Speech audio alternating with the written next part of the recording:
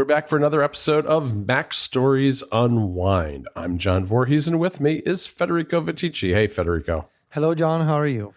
I'm doing really well. You know what? You know what I saw this morning on my way home from a place?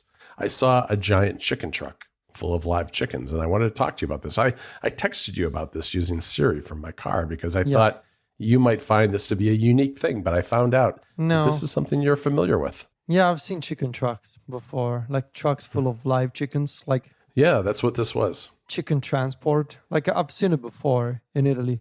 I find it amusing that you found it so unique. I guess I'm kind of a city boy, you know? I mean, I thought you were too, given that you're from Rome, but I lived in Chicago for so long. There aren't really chicken farms in Illinois, at least not around Chicago, where I lived in the suburbs. But here, I was driving back from Wilmington, North Carolina, and I stopped at a light, and there was this big truck. And I was like, "Huh, what is that?" And I was like, "There are things moving in there." And I took a closer look, and there were chickens in there, and they were it was kind of open to the air, and they were alive and moving around. They gotta breathe, you know? They do have to breathe. That's true. I guess that's how you move the chickens around. I would have thought that they would just stay on the farm until they're either, I guess, killed.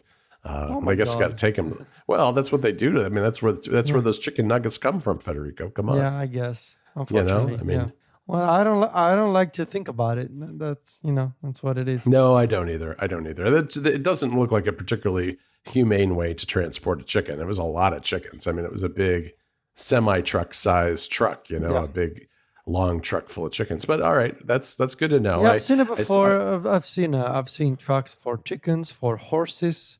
I think one time I saw a cow truck, maybe. I've seen all those. I mean, in the Midwest, you see a lot of cows, you see a lot of horses, that kind of stuff.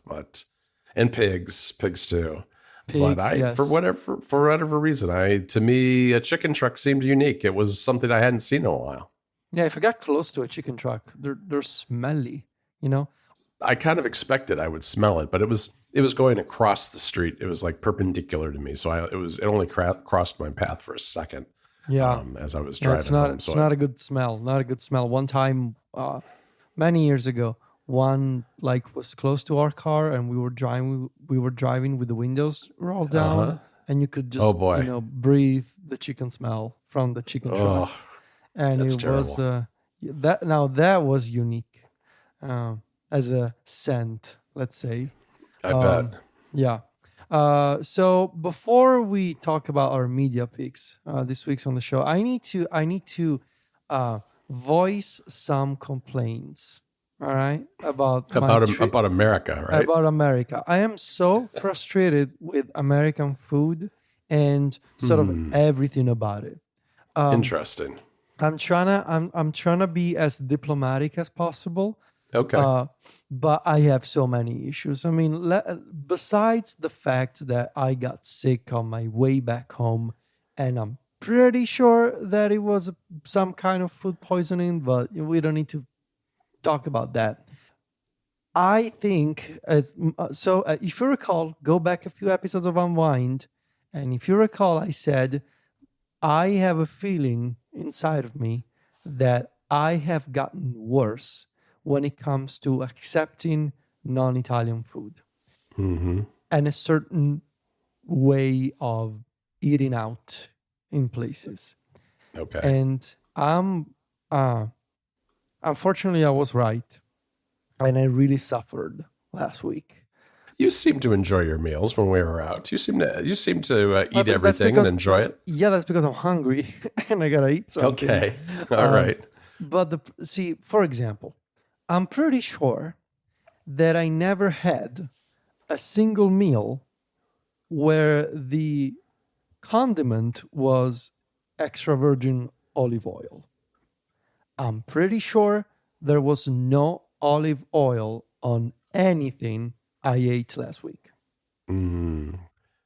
Yeah, I think that's partly because you guys are obsessed with your sauces and your butter. That's true. Why does there need to be a sauce on every single little thing?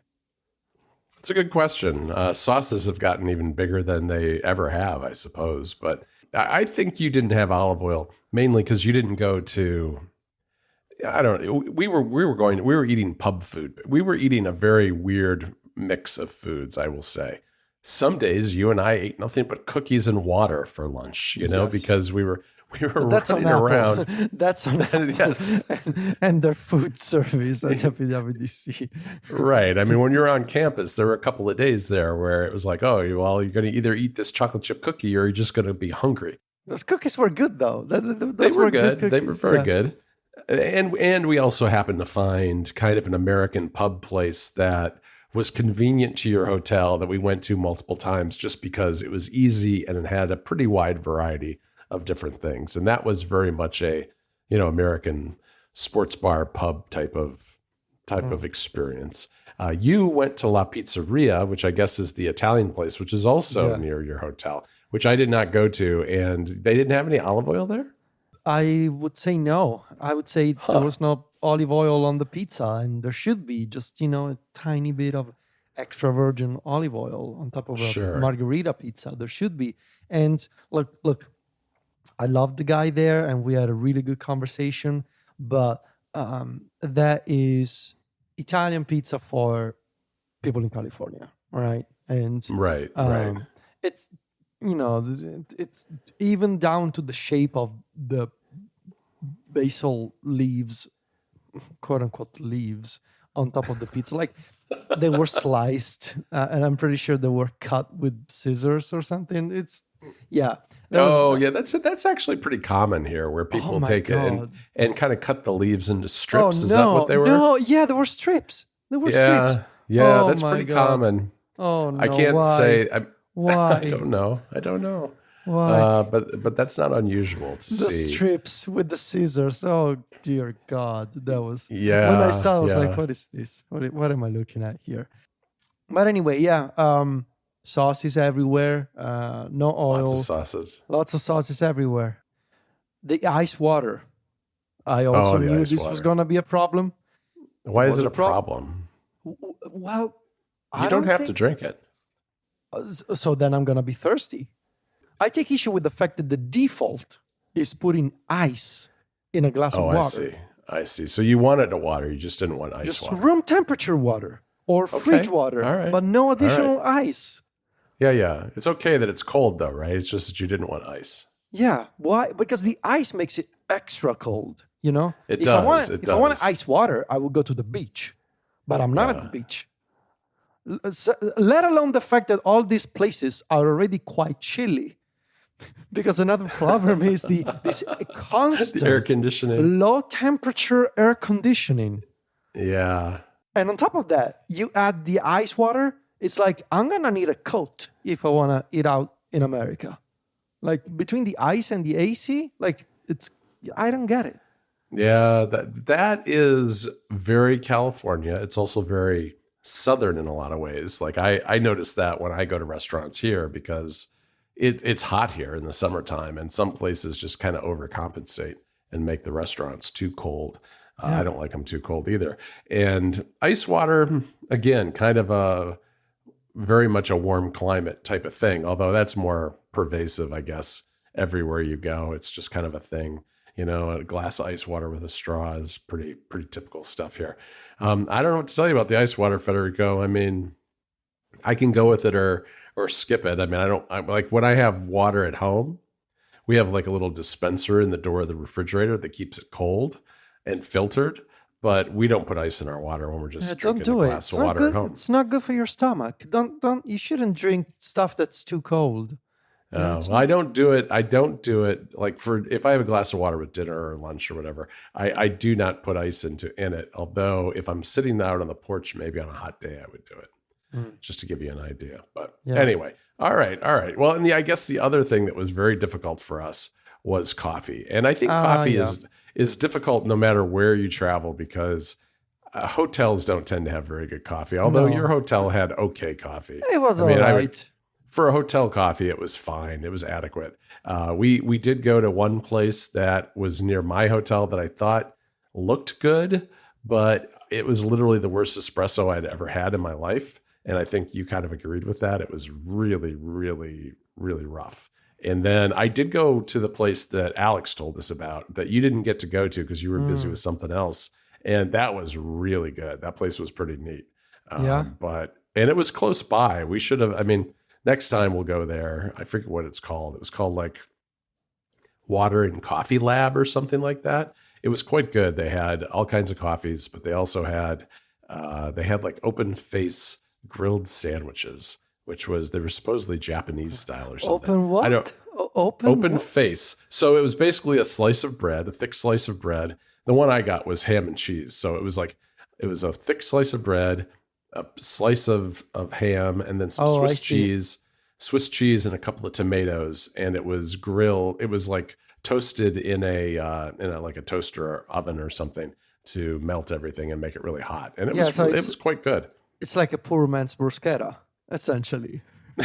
Yeah, a little bit, I suppose. Although you don't really heat that up, though. I mean, yeah. Anyway, okay. Depends. I guess it depends. I've seen bruschettas with like melted cheese on top. Like I'm not opposed. I'm not opposed. Okay, all right. I thought that was always a cold dish, really. On no.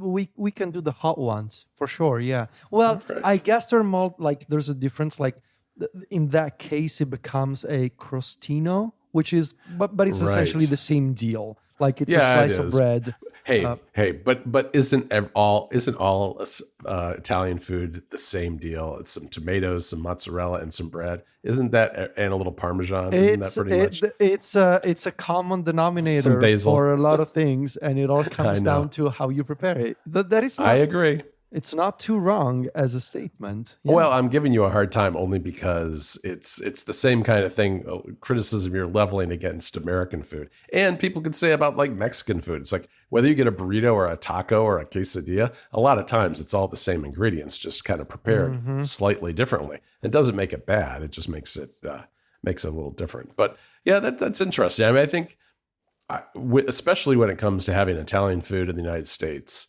we did go to a pizza place in Chicago one time that you said was pretty close to authentic. Yeah. And in a big city like Chicago. I remember. That one was good. Mm-hmm. Right. Or maybe like New York. You could definitely find a place that's pretty close to authentic because they're able to, fly in actual ingredients from Italy, which I think is usually the biggest problem is getting the authentic ingredients for I can imagine, especially all the way to California. Yeah, and like if you came to North Carolina, I don't think I would take you for an Italian meal because it would probably be one of those super American versions of Italian. I actually haven't had good Italian here yet, which is not great because I really like Italian food. And well, you've tried the real thing multiple times now. Yes, and I love Italian food, but and I like good Italian food that's made in America, recognizing that it's not as good as when I'm in Rome, but I haven't found a really good place in North Carolina yet. I got to look around. I did find a pretty good Italian bakery in Charlotte that is a bit of a drive for us. It's probably 20 or 30 minutes away. And it's like an American take on Italian pastries. For one thing, they're all very large. Like Jennifer and I bought these pastries at this place. And in the case, they didn't look that big. So we got like 6 of them or something. And we brought them home. We got them out and we're like, oh my gosh, these are the biggest pastries ever. And it was too much for the two of us. But, and my sense is that with a lot of Italian pastries, at least the ones I've had, they don't have to be huge. And oftentimes they're not huge. We used to have a place in Chicago that we would go that was run by some, older Italian women and everybody from around the Chicago area who was originally from Italy would come there and buy their Italian pastries, and everybody was speaking Italian in the place. They only took cash, and it was super inexpensive. And we loved this place. It was like a half an hour away. We would go there all the time. And I don't think that equivalent is here, but this one place we went to was pretty close, and I'll probably go back. It was good. It just wasn't quite as authentic Italian pastries as I'm used to. All right. So switching topics, you mentioned you came back from Wilmington, North Carolina, and I got to ask you, obviously, you came back because you went to visit the original locations where cult TV show Dawson's Creek was filmed, right? Yes, that's exactly why I went there. I went there I'm so jealous. I hopped in a bus. It was a special Dawson's Creek bus, and they took me to all the places. No, that's not actually what happened. But that is actually a real thing, though. Like Wilmington, North Carolina, is one of the locations where Dawson's Creek. It was basically turned into this fictional coastal town called Cape Side on the TV show, right? And it was the location for one of the primary locations for Dawson's Creek. One of my favorite teen dramas of all time. One that I watched multiple times in my formative teenage years.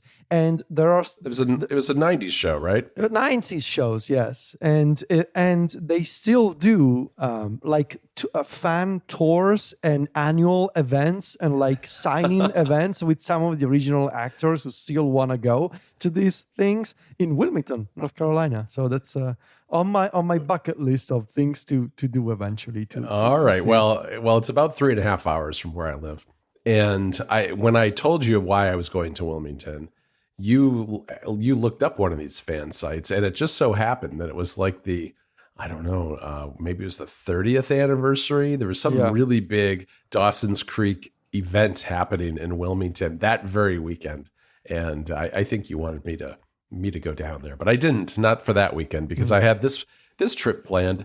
And this is really a broader unwind topic because, you and I just came back from WWDC, and that's a lot of togetherness with a lot of people. And we usually work by ourselves, and I kind of need a little recovery time from all that togetherness. I mean, I like it. I really love seeing all my friends, the developers, the Apple engineers and everything, but it's also kind of draining because it's just a lot of socializing, more so than, a typical week for me.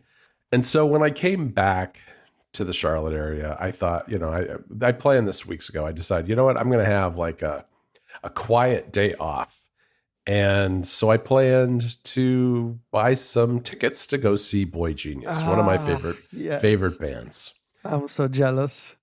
They were playing. And when I first looked at their tour dates, I don't think I realized that the night before Wilmington, they were playing in Asheville, which is in the mountains. So that would be west of me instead of east of me, and probably a little closer, not a lot, but I'm kind of in the middle of the state, so it would have been pretty close to the same. But Wilmington has an outdoor venue. It's called like the Live Oak Bank Pavilion or something like that, and it's right by the water because Wilmington is situated on a barrier island. So at the coast of North Carolina, there are these islands that are just off the coast, and Wilmington sits on a big island, basically, a big long island. And there's a waterway, there's lots of shipping there, lots of fishing and boats and all that kind of thing. And right down by the waterfront, they've built a bunch of new condominiums and things with wonderful views of the I don't know if it's a river or an inlet or whatever you would call it, but the waterfront condominiums and this amphitheater that's completely outdoors. So there was definitely a risk that I was going to get rained on, and I've been watching the weather before I went, and there were chances of thunderstorms basically all day yesterday. But I was lucky; the rain held off, and I went to the concert. And so, this pick for me is, I guess it's definitely a pick for the boygenius concert. The tour has been fantastic, and there are still tickets available for some of the locations. And I think they're about maybe halfway through the tour at this point. So if you can find a ticket somewhere near you in the US, I would certainly suggest going. But it's also a suggestion for getting away for even a short trip to somewhere that maybe it's not like a huge vacation or something, but just a day away. Because I rolled into Wilmington at about 1:30 yesterday afternoon, checked into my hotel, found a place for lunch, did a little writing, and then I went for a long walk, and I kind of checked out all the shops and the restaurants, planned where I was going to have dinner. Eventually went to have dinner at this place called the Beer Barrio, which was a Mexican restaurant and had fantastic tacos. I got a couple of tacos, a pint of beer, had a dinner, and then I walked over to the theater. And The warm-up band was Bartees Strange, who I was not familiar with before, and he was fantastic. Yeah. But he played for like maybe 45 minutes. There was a little break, and then Boy Genius played, and they played basically the entire album, the record, as well as some of the older songs too from the EP that came out a few years ago. And boy, they are really good live, Federico. I mean, yeah, Phoebe Bridgers and Julianne Baker and Lucy Dacus. They are they complement each other so well, but they're also such great individual artists that it's really kind of a treat to watch them interact and actually play their songs together. Because if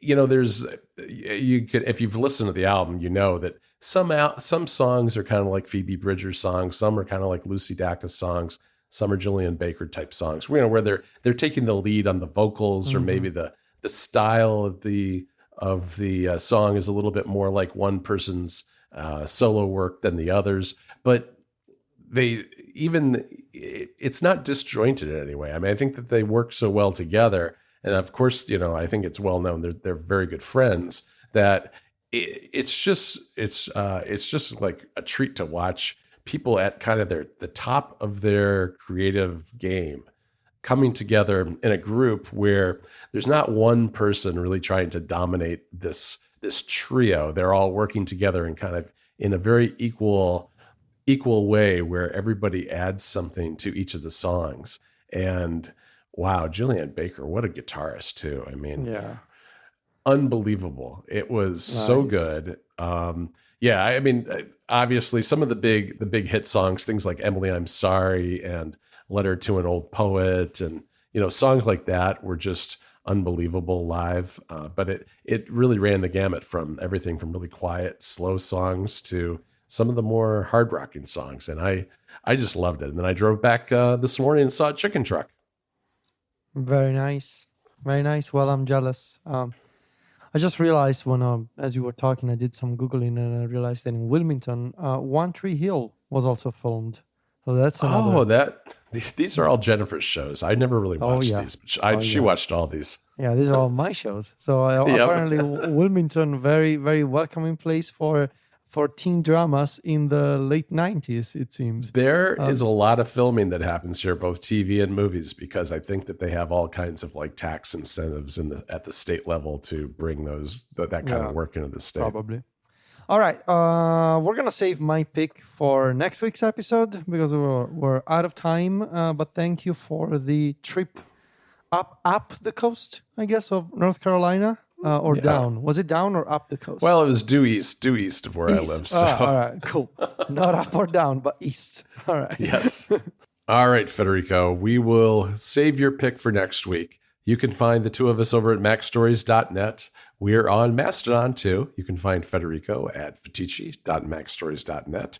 And I'm johnvorhees.macstories.net. You'll find follow buttons there for both of us on Mastodon. And we're on Instagram, where Federico is at Fetici. That's VITICCI. And I'm at John Voorhees.